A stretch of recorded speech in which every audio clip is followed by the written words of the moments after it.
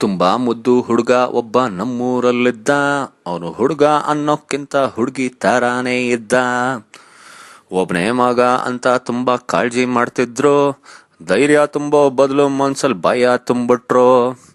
ಆಟ ಆಡೋಕ್ ಗಾಯದ ಭಯ, ಹೊಡೆದಾಡೋಕ್ ಸೋಲೋ ಭಯ, ಓಡೋಕೆ ಬೀಳೋ ಭಯ, ಓದೋಕೆ ಲೆಕ್ಕದ ಭಯ, ಭಯ ಭಯ ಭಯ. ತುಂಬಾ ಮುದ್ದು ಹುಡುಗ ಒಬ್ಬ ನಮ್ಮೂರಲ್ಲಿದ್ದ.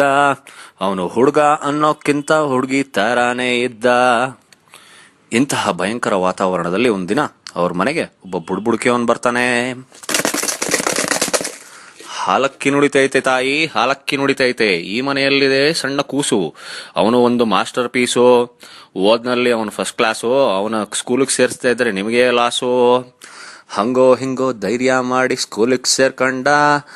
ಆದ್ರೂ ಅವನ ಕ್ಯಾರೆಕ್ಟರ್ ಬೀಚಿಯ ಗುಂಡ.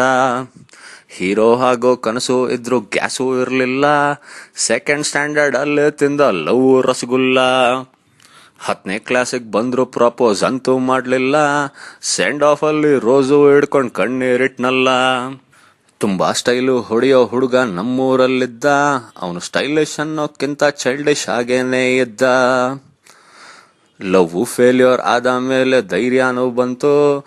ಅದ್ರ ಜೊತೆ ಅಲ್ಪ ಸ್ವಲ್ಪ ಮೀಸೇನೂ ಹುಟ್ತು.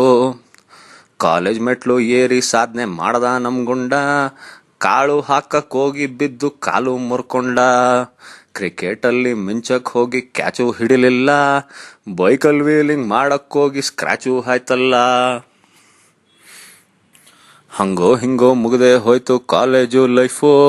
ಕೆಲ್ಸ ಸಿಕ್ಕಿದ ಮೇಲೆ ಬಂದ್ಲು ಲೈಫಿಗೆ ವೈಫು. ತುಂಬಾ ಒಳ್ಳೆ ಗಂಡ ಒಬ್ಬ ನಮ್ಮೂರಲ್ಲಿದ್ದ. ಅವನು ಗಂಡ ಅನ್ನೋಕ್ಕಿಂತ ಅಮ್ಮೋರ್ ಗುಂಡ ಆಗಿದ್ದ.